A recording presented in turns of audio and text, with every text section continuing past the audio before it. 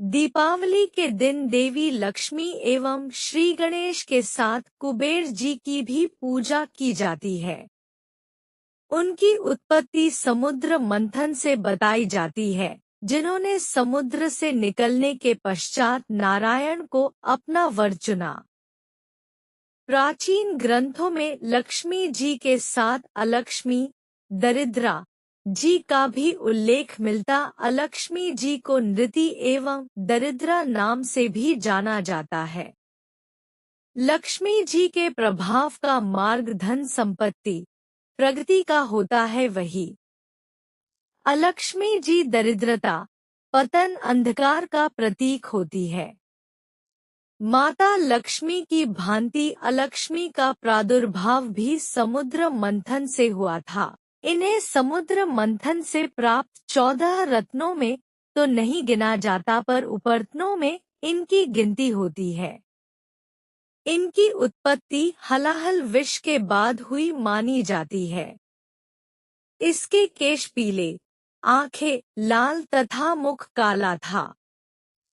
उनका ऐसा रूप देखकर देवताओं ने उनसे प्रार्थना की कि आप उसी घर में रहें जिस घर में कलह हो, जो असत्यवादी हो, जो भक्षण न करने योग्य वस्तुओं का भी भक्षण करे, आप उन्हें दरिद्र बना दें।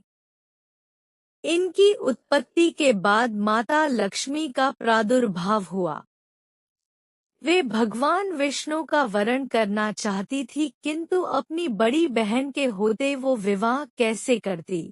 इसी कारण दरिद्रा का विवाह पहले उद्दालक ऋषि से करवाया गया और तब जाकर माता लक्ष्मी और नारायण का विवाह हुआ। लिंग पुराण के अनुसार उनका विवाह दुहसह्य नामक ब्राह्मण से हुआ था। कथा के अनुसार उनके पति उन्हें त्याग कर पाताल चले गए।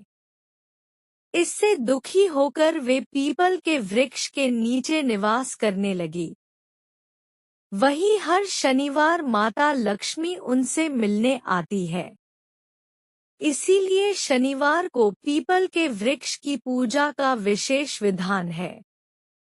एक बार लक्ष्मी और अलक्ष्मी में संवाद हुआ, जिसमें दोनों एक दूसरे का विरोध करते हुए स्वयं को श्रेष्ठ बताने लगी।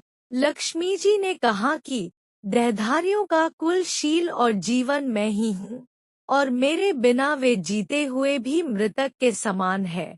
अलक्ष्मी जी ने कहा कि मैं ही सबसे बड़ी हूँ, क्योंकि मुक्ति सदा मेरे अधीन है।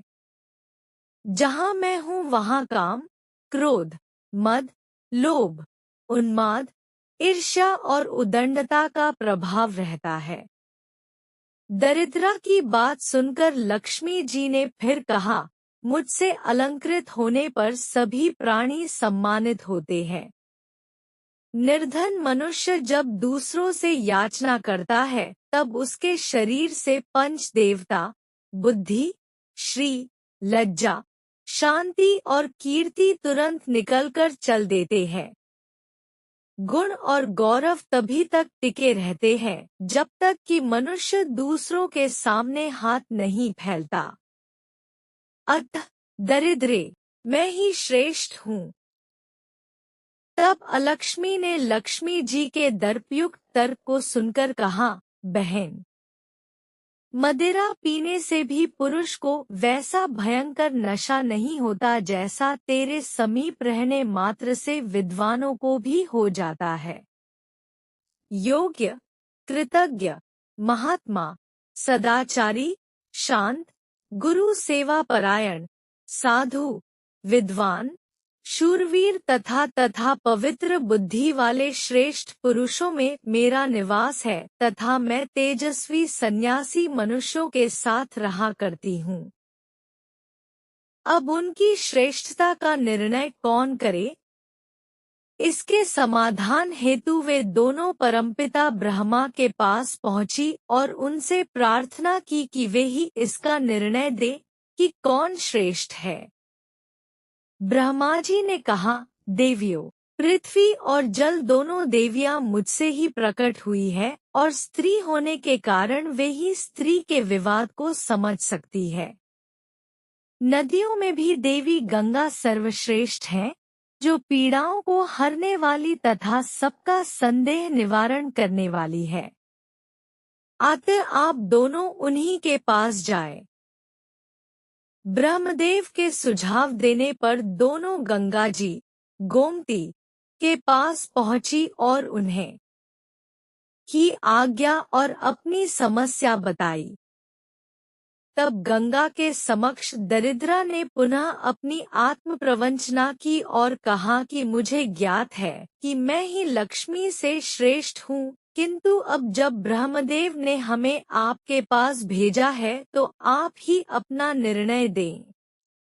तब गंगा ने हंसते हुए कहा, हे दरिद्रे, ब्रह्मश्री, तपश्री, यज्ञश्री, कीर्तिश्री, धनश्री, यशश्री, विधा, प्रज्ञा, सरस्वती, भोगश्री, मुक्ति, स्मृति, लज्जा, धृति, क्षमा, सिद्धि, वृष्टि, पुष्टि, शांति, जल, पृथ्वी, अहन शक्ति, औषधि, श्रुति, शुद्धि, रात्रि, धुलोक, ज्योत्सना, आशी, स्वास्ति, व्याप्ति, माया, उषा, शिवा आदि जो कुछ भी संसार में विद्यमान है वह सब लक्ष्मी द्वारा ही व्याप्त है। ब्राह्मण, धीर, धीर, क्षमावान, साधु, विद्वान, भोग परायण तथा मोक्ष परायण पुरुषों में भी जो श्रेष्ठ एवं सुंदर है,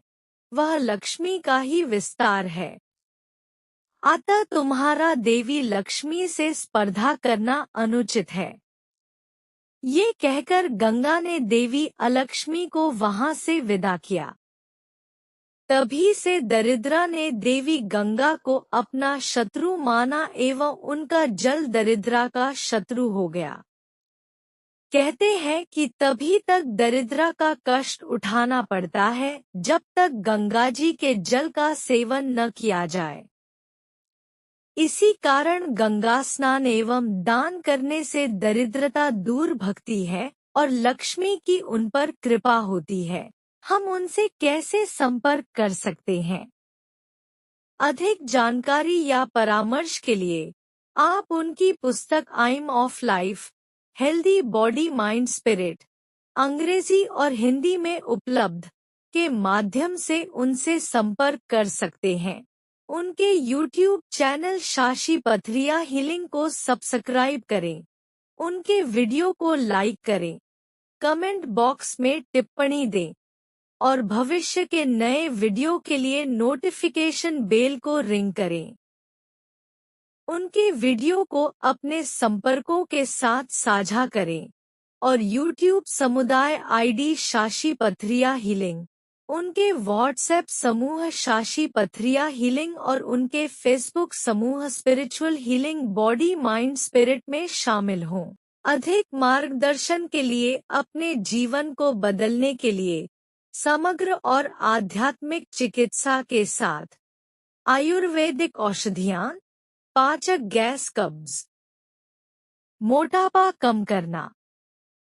ईमेल shshpathrya@pathrayavurvdic.com या shshpathrya@gmail.com। कॉल 9312834072। व्हाट्सएप 919311659954।